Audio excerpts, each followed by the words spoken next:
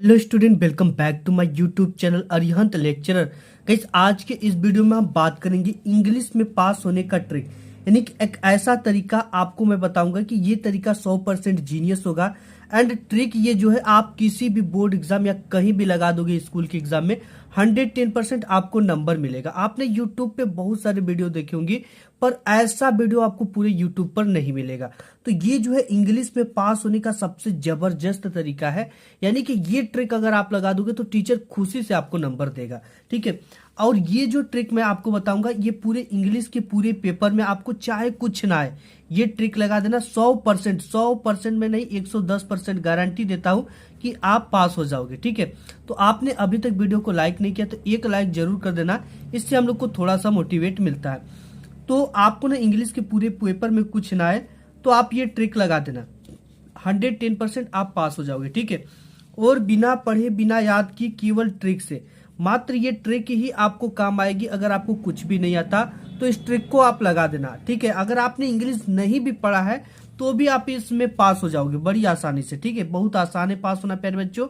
English पढ़ना नहीं आता और लिखना भी नहीं आता, फिर भी आप पास हो जाओगे। ठीक है, वो ट्रिक आपको बताने वाला हूं, यानी अगर आप कहो तो बिल्कुल जो अनपढ़ है ना वो भी इंग्लिश में पास हो सकता है इस ट्रिक की हेल्प से।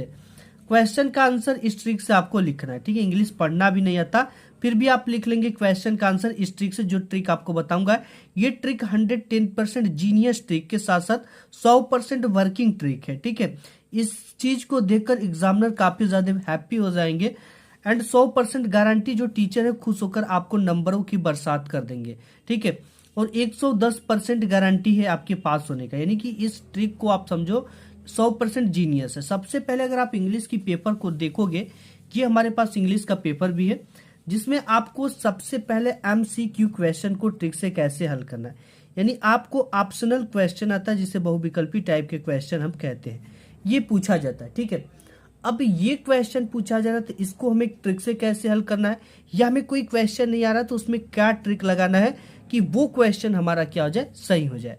और इसके साथ ही साथ बात करेंगे आपको पैसेज को, जो पैसेज आप में देता है जो कि 10 नंबर 6 नंबर 12 नंबर इस तरह से देता है, पैसेज को आपको ट्रिक से कैसे हल करना। बिल्कुल भी आपको पैसेज नहीं आता तो ये ट्रिक लगा देना, 110% आप कोई भी पैसेज में आप पूरे के पूरे नंबर लाओगे, वो भी टीचर आपको खुशी से नंबर देंगे। एंड अगर एप्लीकेशन और लेटर नहीं आता तो उसे ट्रिक से कैसे लिखे कि 110% पूरे के पूरे नंबर हमें मिले। ठीक है, वो भी ट्रिक आज की इस वीडियो में हम शेयर करने वाले हैं आपके साथ। एंड अगर आपको आर्टिकल राइटिंग नहीं आता तो उसे ट्रिक से कैसे लिखना है आज की इस वीडियो में हम देखेंगे। यानी शॉर्ट और लॉन्ग क्वेश्चन नहीं आता तो उसे ट्रिक से कैसे लिखना है आज की इस वीडियो में हम देखेंगे। सेंट्रल आइडिया लिखने का सबसे जबरदस्त ट्रिक आपको बिना पढ़े बिना याद किए। ठीक है, सेंट्रल आइडिया आता है बच्चे 3 नंबर का आता है 5 नंबर का आता है, बट उससे रॉन्ग कर देते हैं, उन्हें जल्दी याद ही नहीं होता। तो ये ट्रिक आज की आपकी ये जो वीडियो आपके लिए काफी हेल्पफुल होने वाली, इसीलिए मैं कहूंगा कि सबसे पहले आप वीडियो को लाइक कर देना। ठीक है, यानी कि पूरी इंग्लिश के पेपर में अगर आपको कुछ भी नहीं आता या कोई भी क्वेश्चन एप्लीकेशन आर्टिकल MCQ बहुविकल्पी नहीं आता तो ये वीडियो आपके लिए है। आप चाहे जिस भी क्लास में हो ये ट्रिक लगा दोगे तो 110% आप 110% अच्छे मार्क्स लाओगे। इसके लिए हमने यहाँ पे इंग्लिश का पेपर भी ले रखा है एंड आपको कैसे इसको सॉल्व करना और कैसे पूरे ट्रिक को इसमें अप्लाई करना है ये चीजें हम देखने वाले हैं। तो सबसे पहले अगर हम देखेंगे तो आपका जो इंग्लिश आता है उसमें आता है ऑब्जेक्टिव टाइप के क्वेश्चन। ठीक है, तो देखो ऑब्जेक्टिव टाइप के क्वेश्चन को कैसे हल करना है, हमारी ट्रिक नंबर 2 की शुरुआत हो जाती है। सबसे पहले आपको पेपर में ऑब्जेक्टिव क्वेश्चन आएंगे बोर्ड में। ऑब्जेक्टिव का मतलब बहुविकल्पी टाइप के क्वेश्चन, जिसमें देखो सबसे पहले ऑब्जेक्टिव क्वेश्चन आएंगे बोर्ड में। तो अगर option both A and B है तो यही वाला हर समय सही होगा। ठीक है, अगर आपके इंग्लिश पेपर में एक ऐसा ऑप्शन देता है जिसमें अगर option both A and B तो ये वाला 110% सही होगा।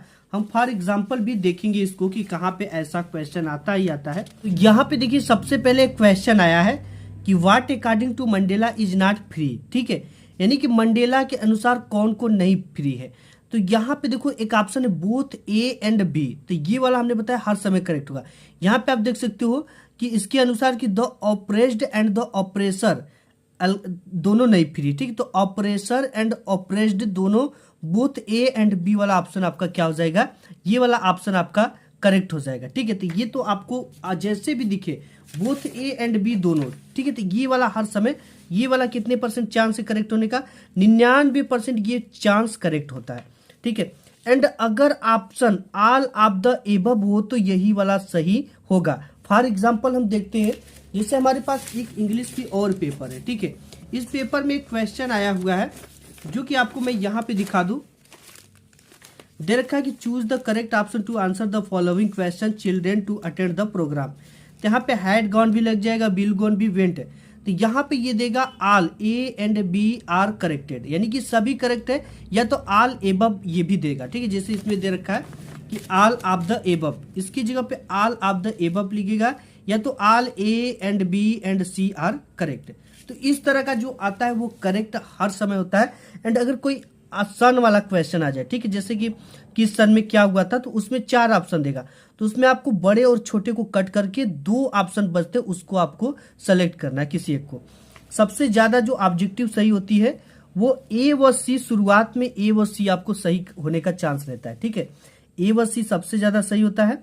लास्ट में जाते जाते जब जैसे आप में 20 ऑब्जेक्टिव क्वेश्चन है, चाहे 10 हो चाहे 5 हो, ठीक है, उसका आधा जो होगा, जैसे इसमें से 10 ठो में ना सबसे ज्यादा ए व सी सही होगा शुरू में। अब 10 के बाद अगर आप जाओगे तो बी व आपको डी देखने को करेक्ट मिलेगा। तो ये ट्रिक 110% वर्किंग है। अगर क्वेश्चन से आंसर बनाते समय, अब देखो यहां तक तो हमने ऑप्शन को देख लिया, अब यहां से हमें शुरुआत करना है क्वेश्चन का आंसर बनाना कैसे है, हमें सब कुछ हम देखेंगे, ठीक है। तो देखो जैसे आपका यहाँ पे ऑब्जेक्टिव क्वेश्चन इंड होगा, तो आपको आता क्या है इसमें, यहाँ पे आपका दे रखा है कि यहाँ पे, ठीक है, read the following passage carefully and answer the question given below it. सबसे पहले आपको ये पैसेज दे रखा है, पैसेज को कैसे सॉल्व करना। सबसे पहला question, how has television change people's life, यानी कि टेलीविजन लोगों की जिंदगी को कैसे बदला, यही चीजें हैं इसमें। देखो सबसे पहले क्या करना है आपको, आप एक बार इस चीज को ध्यान से समझ लेना, और इस चीज को सभी समझ सकते हैं। क्वेश्चन से आंसर बनाते समय क्वेश्चन और वर्ड को सबसे पहले हटा देना है, और इसके बाद शुरुआत सब्जेक्ट से करनी है, ठीक है। जैसे हमारा एग्जाम्पल क्या है, अगर ये क्वेश्चन है, इससे हमें आंसर बनाना है, ठीक है, तो इसी चीज को देखकर एग्जामिनर आपको पूरे के पूरे नंबर खुशी से लुटा देंगे। तो सबसे पहले मेन चीज हमारी क्या है, ये क्वेश्चन वर्ड है, ठीक है। वाट क्वेश्चन वर्ड है, वाट हो गया आपका, हु हो गया, वाई हो गया, ठीक है, ये सब क्या है, क्वेश्चन वर्ड है। सबसे पहले इन सब चीजों को हमें प्राथमिकता क्या है, हटा देना, तभी तो हमारे आंसर क्रिएट होंगे। तो हम यहाँ पे हाउ को क्या कर देंगे, हटा देंगे, ठीक है। और एक चीज आप और भी कर सकते हो, जहां भी आपको हाउ दिख जाए, ठीक है, हाउ मतलब कितना होता है, ठीक है, तो यहाँ पे सबसे पहले एक चीज केवल रख दोगे, जैसे यहाँ पे टेलीविजन है चेंज पीपुल्स लाइफ कंसिडर, यहाँ पे, ठीक है, कंसिडरबली, तो इसी को उठाकर आप यहाँ पे रख दोगे, considerably has television change people's life, तो ये आपका करेक्ट आंसर हो जाएगा, ठीक है। या तो आपको शुरू किससे करनी है, सब्जेक्ट से। टेलीविजन यहाँ पे सब्जेक्ट है, कौन या किसको से प्रश्न पूछने पर हमें सब्जेक्ट मिलता है, ठीक है। अगर आपको सब्जेक्ट नहीं पता हो तो कैसे आपको फाइंड करना है, देखो सबसे आसान तरीका, ठीक है, वीडियो को 1 सेकंड के लिए भी अगर आप मिस कर दोगे तो चीजें समझ में नहीं आएंगी। यहाँ पे क्या है, यहाँ पे है आपका क्वेश्चन वर्ड, इसके बाद है हेल्पिंग वर्ब। हेल्पिंग वर्ब के जस्ट बाद आपका क्या लगा रहेगा, हमेशा सब्जेक्ट लगा रहेगा, क्या लगा रहेगा, सब्जेक्ट। तो यानी कि हेल्पिंग वर्ब के बाद जो भी चीजें रहेंगी शुरुआत इसी से हमें करनी है, लेकिन हमें सबसे पहले कॉपी की अपने शुरुआत कर लेना है। तो देखो हम कॉपी पर इसको लिख कर बताएंगे कि आपको कैसे बोर्ड एग्जाम में लिखना है, या किसी भी एग्जाम में आपको कैसे लिखना है। तो आइए चलते हैं आंसर शीट पे। चीज होती है कॉपी की शुरुआत करना, ठीक है। तो सबसे पहले यहाँ पे हम देखेंगे कि ये हमारा जो सेक्शन शुरू होता है, ये पार्ट बी रीडिंग है, ठीक है। और किसी भी इंटरमीडिएट में आपका सेक्शन देखने को मिलेगा, हाई स्कूल में पार्ट बी मिलेगा, जो भी यहाँ पे देखने को मिले वो आपको क्या करना है, इसके हेड पर डालनी है कॉपी की। कैसे डालनी है, जैसे इसका हेड ये हो गया, तो यहाँ पे आपको क्या डालना है, सबसे पहले पार्ट बी, ठीक, बी। अब इसके नीचे स्केल से क्या करना है, डबल पाई खींच देना इस तरह से, पार्ट बी। पार्ट बी के बाद इसमें किस टाइप के क्वेश्चन है, तो पार्ट बी में हमें रीडिंग टाइप के क्वेश्चन देखने को मिलता है। तो यहाँ पे हम डाल देंगे रीडिंग। आप इसको बीच में भी डाल सकते हो और पार्ट बी को यहाँ पर भी डाल सकते हो, कोई दिक्कत नहीं। इसके बाद हमें क्या लिखना है, हम सबसे पहले नंबर क्वेश्चन का आंसर हल करेंगे, एक लाइन छोड़ेंगे और यहां से डालेंगे आंसर टू क्वेश्चन नंबर।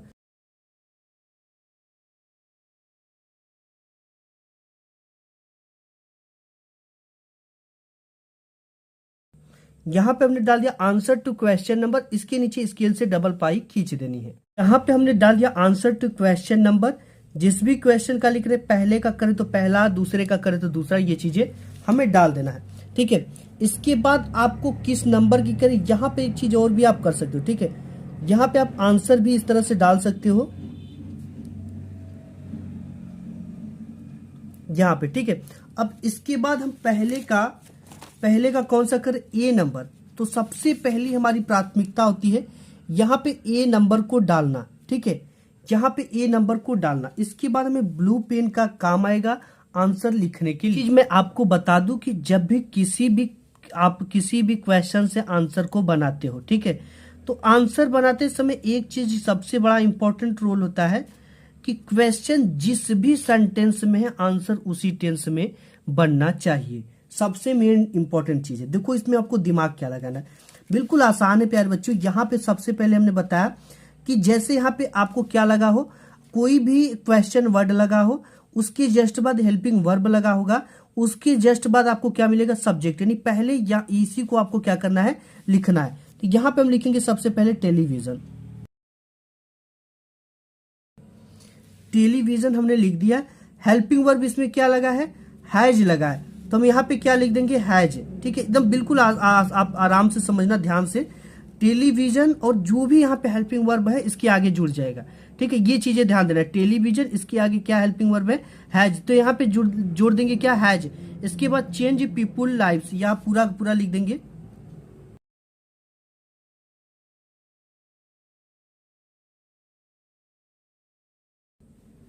ठीक है, चेंज पीपुल लाइफ।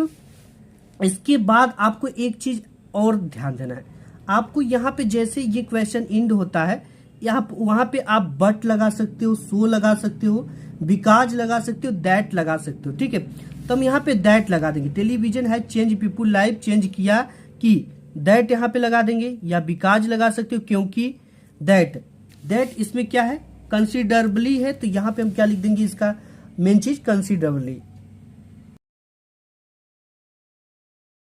ठीक है, यहाँ पे कंसिडरेबली हो गया, ये पूरा का पूरा आंसर हो गया। ठीक है, यहां से आपको पूरा का पूरा 2 नंबर मिल जाएंगे। एंड इसके बाद एक क्वेश्चन और है, how has affected the studies of the children and youth. ठीक है, देखो अगर आपको यहाँ पे हमने बताया कि अगर ये आपको नहीं आता, पढ़ने भी नहीं आता, तो आपको क्या करना है, टेलीविजन को उठाना है, हैज लगाना है, चेंज पीपुल लाइव्स, इसके बाद बट लगा देना है। ठीक है, यहाँ पे देखो जैसे इसमें दे रखा है कि कौन या किसको से प्रश्न पूछने पर आपको सब्जेक्ट मिलता है। शुरुआत आपको सब्जेक्ट से करना है। सब्जेक्ट कैसे मिलेगा, कौन या किसको से प्रश्न पूछने पर। इससे भी आसान तरीका हमने बताया। ठीक है, क्वेश्चन से आंसर बनाते समय क्वेश्चन में आए हुए डिड को हटा देना है। अब इधर डिड वाला आगे देखेंगे, वर्ब का सेकेंड फॉर्म लगाते हैं डिड को हटाकर। ठीक है, इसके बाद बिकॉज, सो दैट का प्रयोग करते हैं। ये सब चीजें आपको नहीं समझ में आएंगी। ठीक, इधर वाली चीजें जो हम बताएंगे वो चीजें समझ में आएंगे। अब देखो यहाँ पे टेलीविजन चेंज पीपुल लाइव्स, यहाँ तक हम लिखेंगे। इसके बाद अगर हमको नहीं आता तो यहाँ पे हम सो दैट लगा देंगे। ठीक है, सो दैट लगा देंगे, या बिकॉज लगा देंगे, या केवल दैट लगा देंगे। इसके बाद हमें क्या करना है, यहीं से एक ऊपर से 1-2 लाइन छोड़कर कुछ भी यहाँ पे हमें लिख देना है। ठीक है, इसमें से 1-2 लाइन, ये चीजें। ठीक है, अब देखो यहाँ पे एक चीज और बताऊंगा, जैसे यहाँ पे लाइफ दैट के बाद आपको dash dash dash dash dash dash, जो भी चीजें इसमें से 1-2 शब्द समझ में आती है वो लिख देना है। एंड इसके बाद है यहाँ पे है, how has if affected the studies of the children and youth. ये यूथ और चिल्ड्रेन की जो स्टडी इसको कैसे देखती है। ठीक है, तो इसके लिए हम क्या करेंगे, हमको ये नहीं पता है, तो हम यहाँ पे देखो हैज के जस्ट बाद क्या हमें मिल गया, सब्जेक्ट। इट अफेक्टेड, ठीक है, इट हैज, ठीक है, it affected the studies of children and youth has, इसके बाद हैज लगेगा, पूरा पूरा आपका सब्जेक्ट बन गया। अब इस वाला ऐसा तो हमने कर लिया। यहाँ पे सी वाला देखो, what have some parents done to reduce the distraction of their children। तो यहाँ पे हमें some parents have, ठीक है, have है तो यहाँ पे क्या बना देंगे, have। यहाँ पे क्या लग जाएगा हमारा, have done to reduce the distraction of the children। तो इसको कैसे बनाना, what की जगह पे देखो यहाँ पे some parents, ये इसमें सब्जेक्ट है, इसके जस्ट बाद यहाँ पे हम लिखेंगे जो भी करेंगे। जैसे यहाँ पे सी कर रहे हैं तो यहाँ पे हमें क्या लिखना है प्यारे बच्चों, सी। ठीक है, ध्यान से समझना, आप बहुत आसान है समझना इसको और आप आसानी से पास हो जाओगे। ठीक है, यहाँ पे है सम पेरेंट्स, तो यहाँ पे हम लिख देंगे सम पेरेंट्स,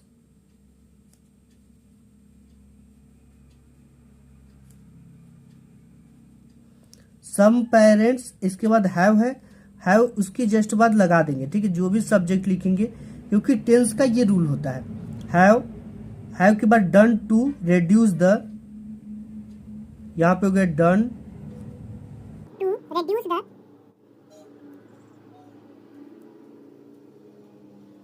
इतना हो गया। ठीक है, देखो यहाँ पे हमने कुछ भी नहीं किया और इसी चीज को देखकर एग्जामिनर काफी खुश हो जाएगा। सम पेरेंट्स, इसके बाद यहाँ पे जो भी लगता है इसके आगे लगा देना है, have done to reduce the distraction of their children. इसके बाद हम लिख देंगे बिकॉज, सो दैट। ठीक है, कुछ भी आप लिख दो, तो यहाँ पे हम लिख देंगे दैट। इसके बाद हम इस तरह का डैश आपको लगा रहे हैं। आपको क्या करना है, ये ऊपर 1 से 2 लाइन को कुछ भी उठाकर लिखना है, लेकिन जब भी लिखना है ना तो आपको एक फुल स्टॉप की यहाँ से लिखना है। ठीक है, क्या यहाँ से लिखना है, जहां से सब्जेक्ट शुरू हो, ये नहीं कि आप बीच से यहाँ से शुरू कर दो। जैसे यहाँ पे ये पूरा पैसेज खत्म हो रहा है तो आपको जब भी लिखना है तो यहाँ से लिखना है। ठीक है, यहाँ से लिखना है, ये चीज का आपको थोड़ा सा ध्यान देना है। अब इसके बाद है यहाँ पे find out the word in the passage is opposite off fully. अब देखो एक चीज इंपॉर्टेंट है, अगर आपको फुल्ली का अपोजिट नहीं आता, किसी भी चीज का अपोजिट नहीं आता, अगर आपके बोर्ड एग्जाम में अपोजिट पूछा है, ठीक है, कि इस चीज का अपोजिट बताइए, तो अगर अपोजिट वर्ड ना आए तो लगा देना ये ट्रिक। आपको कोई भी नहीं आता अपोजिट वर्ड तो इज नॉट फेल फॉर आपको लगा देना। ठीक है, जैसे यहाँ पे अगर हमको इसका नहीं आता है फुल्ली का, तब यहाँ पे क्या लिख देंगे, डालेंगे डी नंबर। ठीक है, डी नंबर हम डालेंगे और यहाँ पे किसका लिखना है, वो फुल्ली का, तो हम इस तरह से लिखेंगे फुल्ली। इसके बाद इसका जो अपोजिट वर्ड है इसकी जगह पे लिख देंगे इज नॉट फेल फॉर। ये इंग्लिश का नियम होता है और इसको केवल इंग्लिश की टीचर ही जानते हैं, इज नॉट फेल फॉर। ठीक है, तो इस चीज को आप लिख देना, आप कभी जिंदगी में आपका नंबर नहीं कटेंगे। किसी भी 12th में हो अगर उसमें भी आ जाता है अपोजिट वर्ड इसका, तो इज नॉट फेल फॉर लिख दोगे तो आपको पूरा नंबर मिल जाएगा।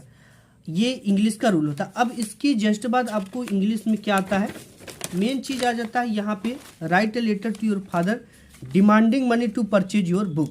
अब देखो इसको कैसे लिखना, ये आपको बिल्कुल भी नहीं आता है। तो सबसे पहले तो आपकी कॉपी की शुरुआत कैसे करनी है, ऊपर राइटिंग डाल देनी है।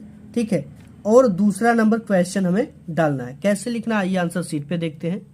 तो यहाँ पे सबसे पहले इसकी हेड पे हम क्या डालेंगे, पार्ट भी नहीं कर रहे, ठीक, तो पार्ट भी नहीं डालेंगे। यहाँ पे है राइटिंग हम कर रहे हैं तो हम क्या यहाँ पे क्या डालेंगे, राइटिंग डाल देंगे।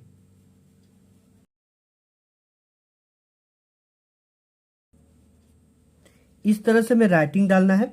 अब दूसरे नंबर पे क्वेश्चन पे आ गए तो यहां से हमें क्या डालना है, आंसर टू क्वेश्चन नंबर 2।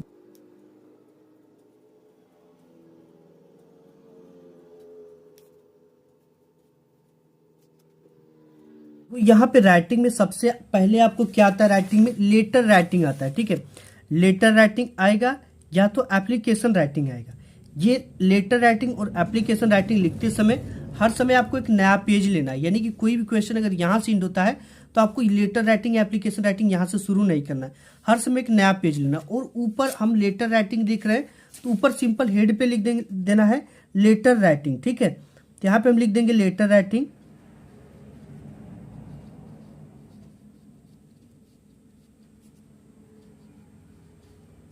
इसके नीचे स्केल से आपको डबल पाई खींच देना। ठीक है, अब यहाँ पे राइटिंग हो गया, आंसर टू क्वेश्चन नंबर 2 है तो 2 लिख दिया हमने। अब यहाँ पे एक चीज आपको ध्यान देना है कि किस चीज पे हमें लेटर राइटिंग, आपको हमने बताया शुरू में कि पढ़ने भी नहीं आता तो भी आप लिख दोगे। ठीक है, यहाँ पे कि letter to your father demanding money to purchase your books, यहाँ पे जो विषय है, किस विषय की बात की जा रही है, डिमांडिंग मनी यानी पैसे की मांग के लिए। तो ये हमारा पूरा पूरा इसका सब्जेक्ट निकल गया, यानी कि सब्जेक्ट हमें लिखना पड़ता है तो डिमांडिंग मनी हम यहाँ पे लिख देंगे। कैसे लिखना, आइए इसको आंसर शीट पे हम आपको बताते हैं। सबसे पहले तो आपको जब भी लेटर लिखोगे तो आप चाहे जहां रहते हो आपको वहां का एड्रेस देना होता है सेंडर का, ठीक है। तो अगर आपको कुछ भी नहीं पता है कि हम एड्रेस कहाँ का दे, कैसे दे, क्या एड्रेस दे, तो आपको कुछ भी नहीं करना। आप जहां भी रहते हो वो एड्रेस आपको पता है वही डाल दो। जैसे हम एक एड्रेस यहाँ पे डाल देते हैं, गांधीनगर,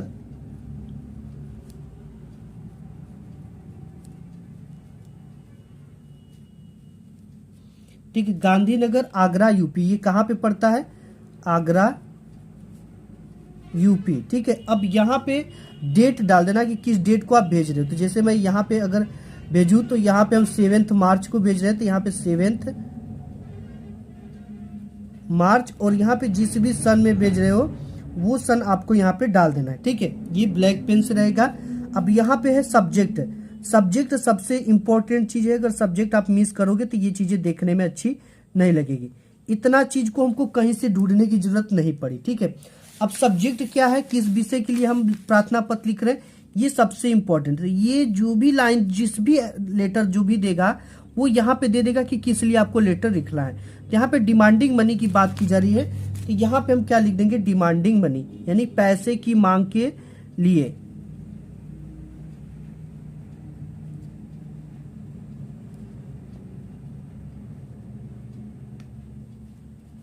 तो यहाँ पे हमने लिख दिया डिमांडिंग मनी। अब इसके बाद हमें क्या लिखना है, फादर जी को लिख रहे हैं तो थोड़ा प्रेम से लिखेंगे ताकि पैसे हमें मिल जाए, ठीक है। पैसा लेना है तो माय डियर फादर,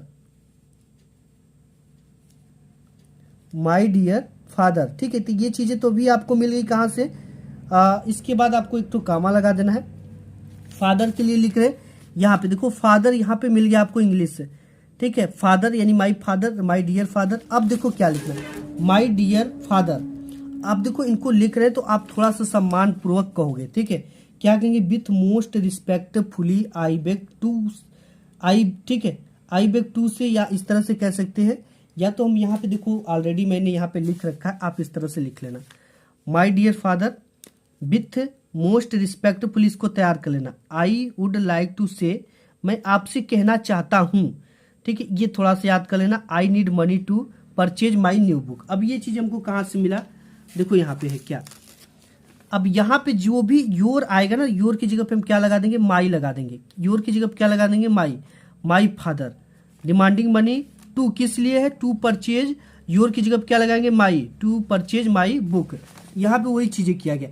आपको कुछ नहीं आता ना तो with most respectfully I, I, I के बाद यहाँ पे to purchase my book, my new book, ठीक है। With most respectfully I would like to say, मैं आपसे कहना चाहता हूँ, आई नीड मनी, मुझे पैसों की जरूरत है, यहाँ पे नीड मनी के लिए है, I need money to purchase my new book, ठीक है, to purchase my new books. इतना लिखने के बाद आपको यहाँ पे ये सब चीजें जो डैश डैश है क्या लिखना है। आपके बोर्ड एग्जाम में कई सारे पैसेज आते हैं, जैसे ये पैसेज आ गया, इस पैसेज को आपको बीच से, शुरू से नहीं, बीच से जहां भी फुल, जैसे यहाँ पे फुल स्टॉप पे खत्म हो गया, यहीं से कुछ उठाना है और आपको क्या करना है, 1 से 2 लाइन, वर्ड लिमिट का ध्यान देना है। इसमें केवल 2 लाइन यहाँ से लेकर और यहाँ तक आपको केवल भरना है, ठीक है। थोड़ा सा यहाँ पे भरने के बाद 1 लाइन ही आप भर देना। इसके बाद 1 लाइन छोड़कर ये याद कर लेना, dear for I request you to demanding money, ठीक है। डिमांडिंग मनी भी स्पेलिंग आपको मिल गया यहाँ पे, और थैंकिंग यू और योर ओबेडेंटली XYZ, इस तरह से लिखना है। थैंकिंग यू जो रहेगा वो जस्ट एड्रेस के नीचे रहेगा, ठीक है। Thanking you your obediently XYZ। इतना चीजें तो आपको समझ में आ गया कि कैसे लिखना है। अब एप्लीकेशन कैसे लिखना आपको नहीं पता है तो यहाँ पे देखो, जैसे एप्लीकेशन आया है, write an application to your principal to grant you 5 days leave to attend your sister marriage.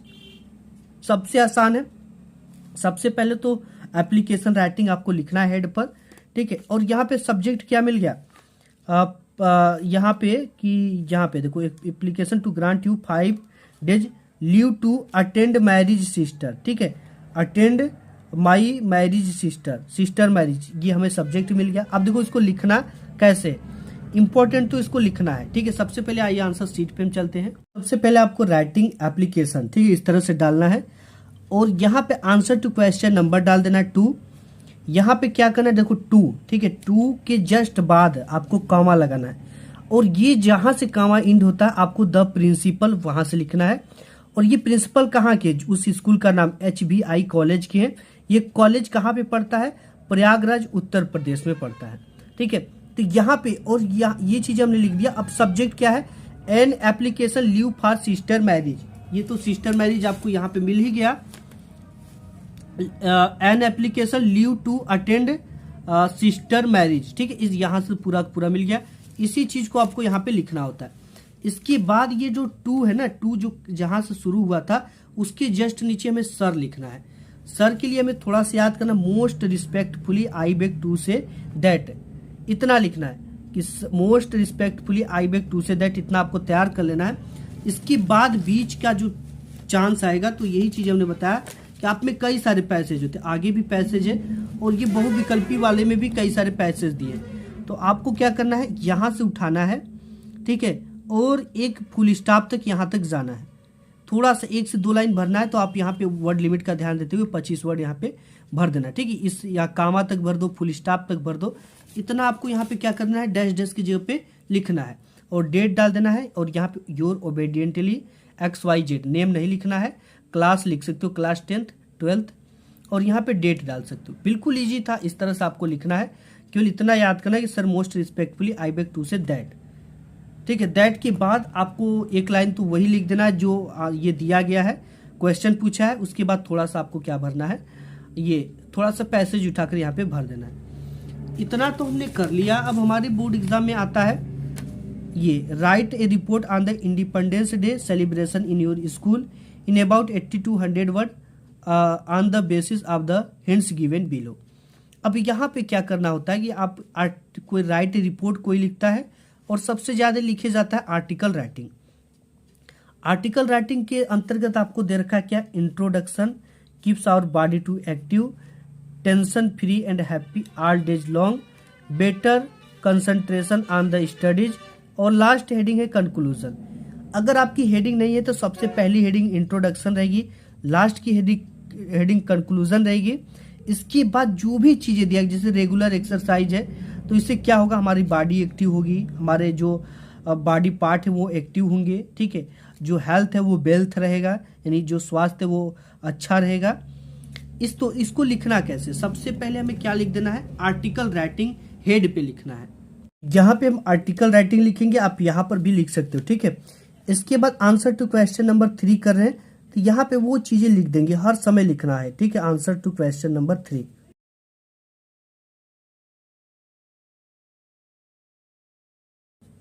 Scale से नीचे डबल पाई रहेगा।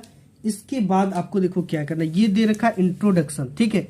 तो यहाँ पे A नंबर पे है इंट्रोडक्शन, तो आपको इसको ब्लैक पेन से या ब्लैक स्केल से डालना है। सबसे पहले यहाँ पे A नंबर डालना है और इंट्रोडक्शन की स्पेलिंग देखकर आपको उसी से लिखना है, ठीक है।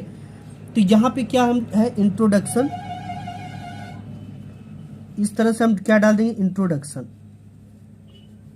इसके नीचे डबल स्केल से पाई खींच देना है इंट्रोडक्शन के नीचे। और यहाँ पे क्या करना है, इंट्रोडक्शन से रिलेटेड, रेगुलर एक्सरसाइज से रिलेटेड आप कुछ भी जानते हो, जैसे बॉडी एक्टिव रहता है, अब मॉर्निंग वॉक, अगर कुछ भी अपने टूटे फूटे शब्दों में जानते हो तो लिखो।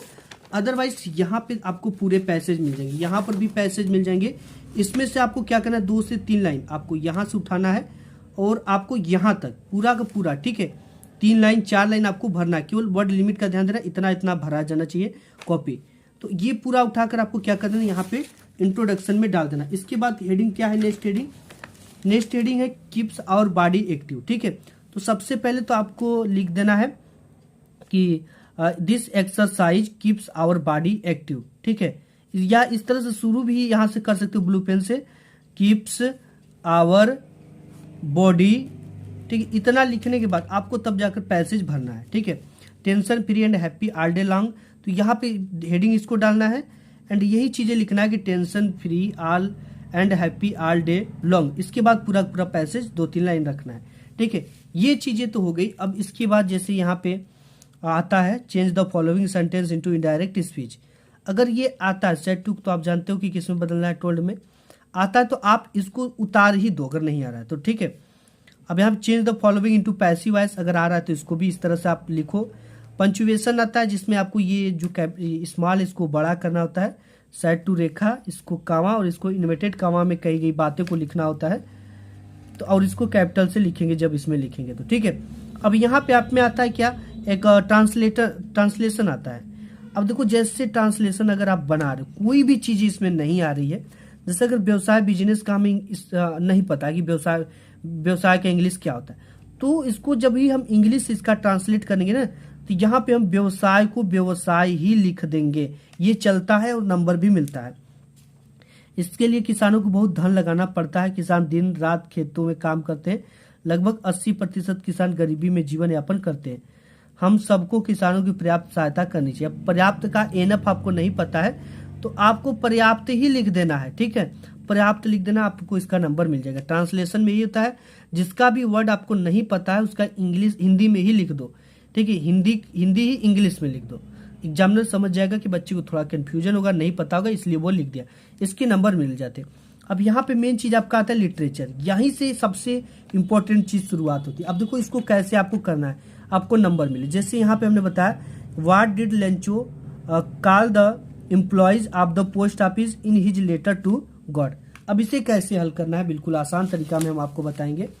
सबसे पहले देखो डिड आता है, ठीक है, आपको डिड को क्या करना है, ये पूरी नियम है। क्वेश्चन आंसर बनाते समय क्वेश्चन वर्ड को सबसे पहले हटा देना है। क्वेश्चन वर्ड इसमें क्या है, व्हाट है, इसको हम क्या कर देंगे, हटा देंगे। और इसके बाद शुरुआत सब्जेक्ट से करना है। इसके जस्ट बाद जो हेल्पिंग वर्ब होता है, इसके जस्ट बाद क्या लगा होता है, सब्जेक्ट लगा होता है। तो देखो यहाँ पे दरकार कौन या किसको से प्रश्न पूछने पर हमें सब्जेक्ट मिलता है, तो हमें ये दिमाग ही नहीं लगाना है। हेल्पिंग वर्ब होगा, उसके बगल में क्या लगा होगा, सब्जेक्ट। क्वेश्चन से आंसर बनाते समय क्वेश्चन में आए हुए डिड को हटाकर वर्ब का सेकेंड फॉर्म लगा देते। जिस भी क्वेश्चन में आया हुआ डिड है इसको हटाकर वर्ब, यहाँ पे क्या है, वर्ब कैसे पता करेंगे, ये जो सब्जेक्ट होता है ना, इसके जस्ट बाद यहाँ पे वर्ब लगा होता है, क्या लगा होता है, वर्ब। इसी का हम क्या कर देते हैं, सेकेंड फॉर्म कर देते हैं, सेकेंड फॉर्म कर देते हैं, ठीक है। ये चीजें थोड़ा सा ध्यान देना कि हमें हेल्पिंग वर्ब यहाँ से शुरुआत इससे करना है, हेल्पिंग वर्ब के जो बात दिया गया है। और यहाँ पे कॉल है तो इसका सेकेंड फॉर्म डिड को हटाकर हम लगा देंगे, कॉल्ड हो जाएगा। The employees of the post office in this letter to God. अब देखो यहाँ से ये चीज हो गया, क्वेश्चन में आंसर बनाते समय इसको हटा देना, वर्ब का सेकेंड फॉर्म लगाना है। इसके बाद बिकॉज, सो दैट, दैट का प्रयोग करना है।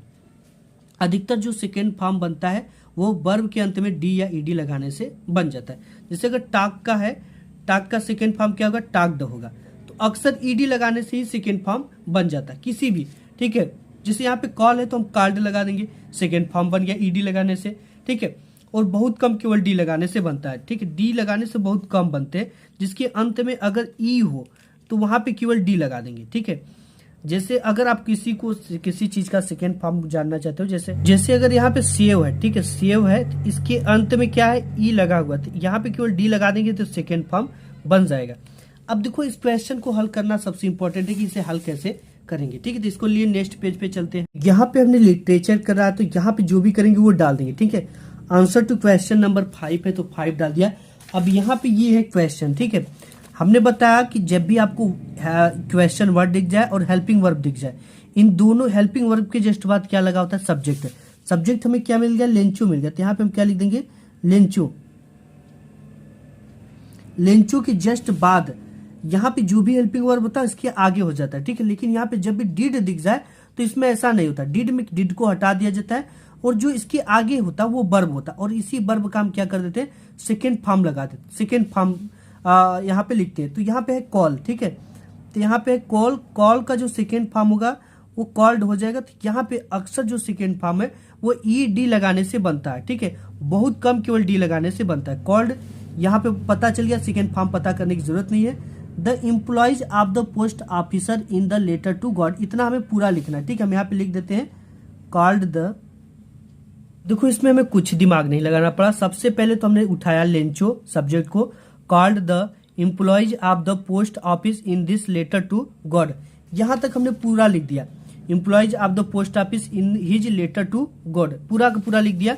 अब यहाँ पे हमें नहीं पता आंसर तो हम क्या लिखेंगे, हम यहाँ पे लिख सकते हैं विकाज। ठीक है, आपको विकाज की जो स्पेलिंग है उसको पता कर लेना है। जैसे यहाँ पे BECAUSE बिकॉज होता है। इसके बाद हम इस तरह से डैश डैश डैश पूरा का पूरा यहाँ पे लगा देंगे। ठीक है, अब ये कितने नंबर का है, ये हमको बोर्ड एग्जाम में 3 नंबर का पूछा जाए।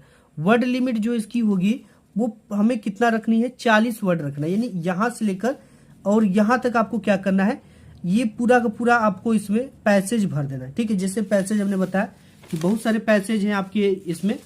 जो भी पैसेज उठाएंगे हम एक फुल स्टॉप से ही उठाएंगे, शुरू का नहीं उठाएंगे, बीच का उठाएंगे। जैसे यहाँ पे फुल स्टॉप से लेकर एक फुल स्टॉप तक हमें क्या कर देना है, लिख देना है। ठीक है, ये इस पे पूरा पूरा नंबर मिलेगा। और ये जो है ना, ये टेंस का पालन करके लिखा जा रहा है, तो इसमें कोई भी नंबर नहीं है। और टीचर देखकर खुश हो जाएगा क्योंकि आपने सेंटेंस का सही तरीके से पालन किया है।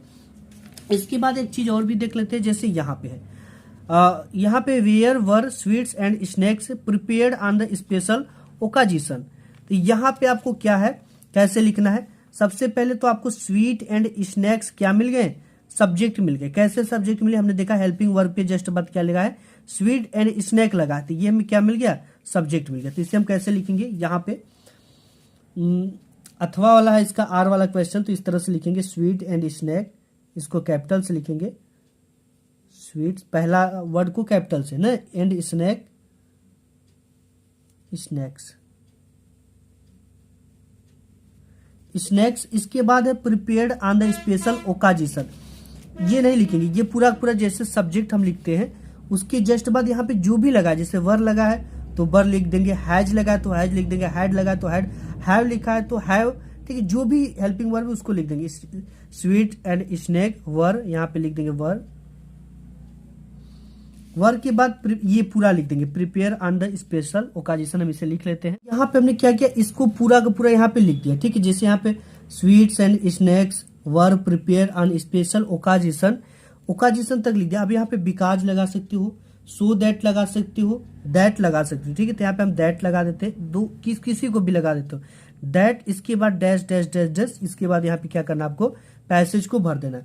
इसके बाद और भी चीजों को हम देखते हैं। जैसे यहाँ पे है what is Coorg famous for, तो कुर्ग इज यहाँ पे लगा देंगे फेमस फॉर। ठीक है, ये बन जाएगा। इसके बाद बिकॉज लगा देंगे। यहाँ पे what was Wali favourite pass time, तो यहाँ पे वलीज वाज फेवरेट पास टाइम, तो यहाँ पे वली वाज लगा देंगे। जैसे यहाँ पे इस तरह से यहाँ पे लिख देंगे वली, सब्जेक्ट मिल गया हमें, वाज है तो यहाँ पे हेल्पिंग वर्ब वाज। इसके बाद पूरा फेवरेट पास टाइम पूरा पूरा लिख देंगे। ठीक है, बिल्कुल आसान है।